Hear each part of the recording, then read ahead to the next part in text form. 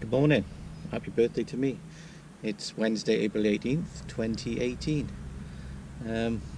Booked the day off from work and I've just come out to my woodland permission just for some peace and quiet, a bit of time out, and try and answer the questions that Bushcraft and Fishing with a Pikey tagged me in the other day. Right, so let's get the pack on and get in the woods.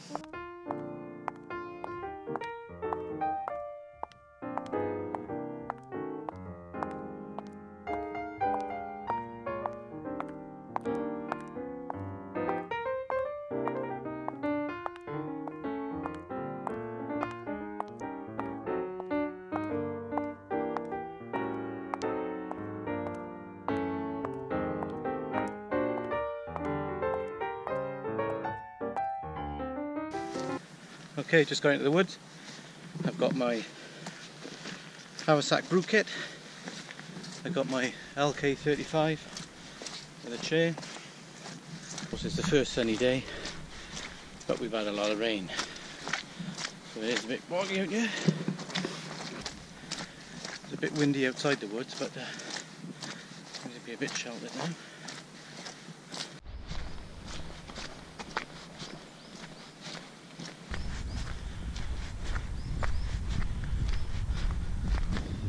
So the plan is just to have an hour's chill, peace and quiet.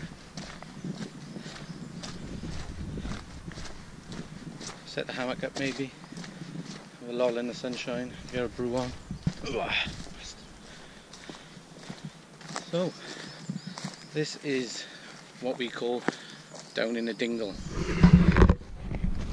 because we're down in the dip, out of the wind, out of the noise. It's a nice bit of woodland.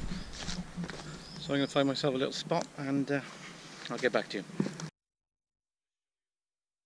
Side pockets on my LK35. I got this from Military Mart. So it comes with a webbing. It comes with a webbing belt. Put these pouches on. Now I couldn't go through there with my needle and through there and back through and stitch all the way there. So what I thought I'd do is cut the webbing belt, stitch those in there with some thick cord, and then I've got removable pouches. So that was my easiest option. Same in this side, stitch down there, clip the pouches on. See, so I got removable pouches, and I can still drop an axe down there or anything like that. Right, I'm just going to pop the hammock up. I think I've gone and go from this tree here over to this tree. I did bring the tarp, but I don't think I'm going to need it today because it's rather warm in here. I'll be stripping off here now, boss.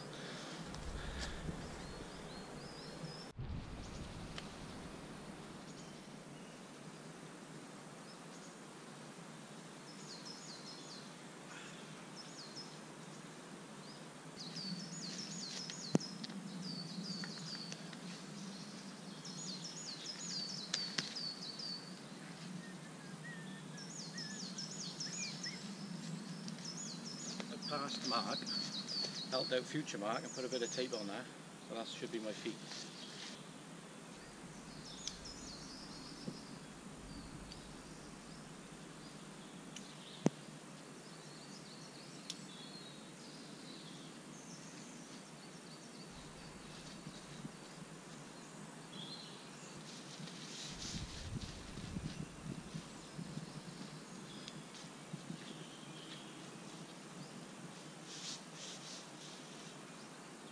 Feed this in. There we are. Right, I'm going to try it, leave it in, if I go afterwards.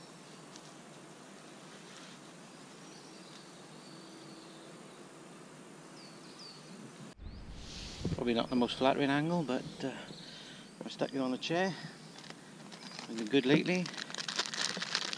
Got some Oreos. My cook's out. A nice posh bottle I bought back from Rhonda for my milk bottle. So we're using my Pathfinder cook set kit today to make myself a brew. Right, apologies if it bounces about a bit, but you're on groin cam. So stuck the camera to my legs We had a bit of a leakage on that.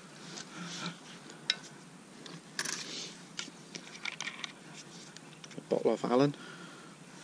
Stop Brian.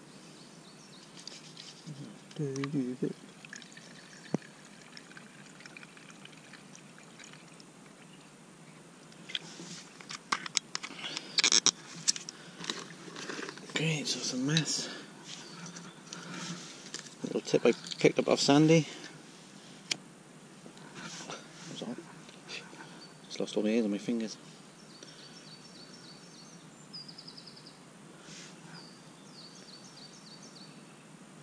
Right, so the mess stove is lit. Medic!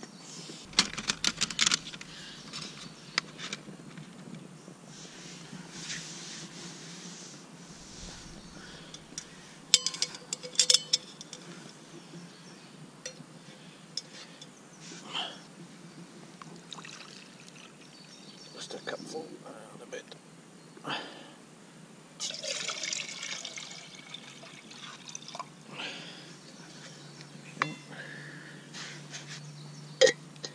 There's growing cam going. Okay, brew's on. Let's sit back and chill and tune in for a bit. Right, I'm just going to pop you up in the tree.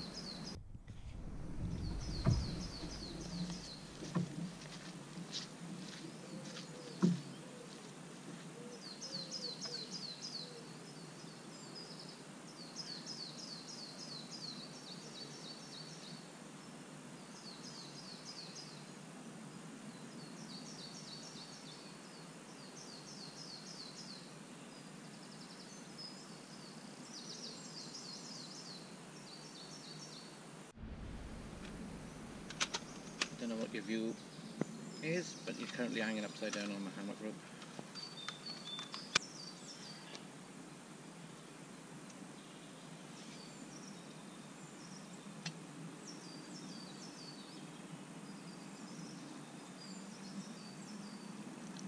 I did my Tilly lantern video. Do people complain about my tea making skills? Now if I can make an Ulster cup of tea and get the seal of approval for I'm in, then I don't need to worry about anyone else. Isn't that right, Oz? Right, I've been tagged by Mikey from Bushcraft and Fishing with a PIKEY to answer 8 questions and to tag 5 people then at the end of it. So thanks for that, Mike. Right, question 1. Most memorable camp? Well, I've had a lot of good camps. I don't think I've ever had a bad one. Gone from cooking a hengi, burning a tarp, but probably the most memorable one is when I did my camp up in the mountain with Daryl and Neil. I just finished a 10-mile hike, got to a base. There's a video, my video's on YouTube. Got to the base, we set up. Me and Neil went down to the water to get some water. So I'm filming, blah blah blah blah blah. Turn the camera away.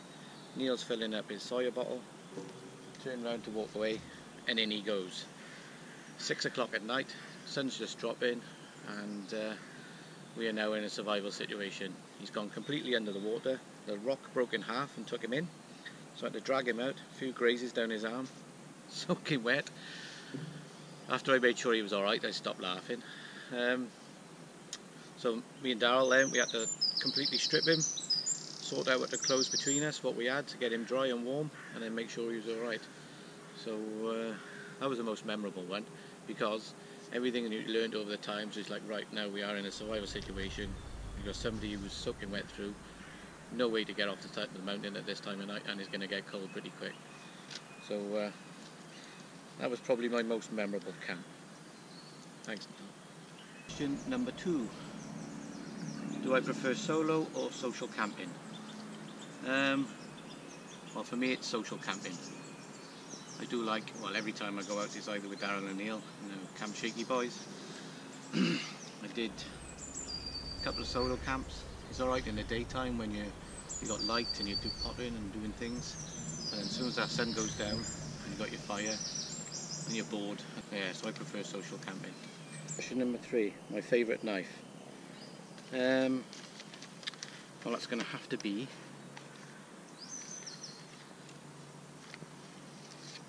all oil over it at the moment. Give it a wipe. It'll have to be my jackalope. I had it for my birthday, must have been my 40th, yeah, 3 years ago. So my jackalope is my favourite knife, because then after I received my knife I contacted Sandy and I was lucky enough to go on a camp with him. So not only did I get a knife, I also got a friend out of it as well. So where did you learn your bushcraft? Well, I was always an outdoorsy kid. I was always out in the woods from daybreak till dark, making dens, climbing trees. Used to go all the way through, stick your wellies on, go right up the brook as far as you could up to the top of the mountain, across the top of the mountains and everything. So always been outdoorsy. And then lucky enough, my brother-in-law Daryl got the same interest as me, and we started watching Ray Mears. So I think it was probably Ray Mears sparked it back into life. Then me and Daryl started watching the videos, and then we started buying some ex-military kit, and then we just went off, started camping, learning different skills. Then we went on the Bushcraft UK forum, great guys on there, learning things, tips, bouncing off ideas and whatnot. So yeah, it's probably Uncle Ray got us into bushcraft. Alright, question number 5, favourite fire starting method. Well, being a prepper as well, it's firelighters. I always take a pack of like 50p firelighters from B&M Bargains or Home Base or Home Bargains. Snap the white block off, chuck it in, take a spark, off you go. That's the lazy method. Failing that, it would be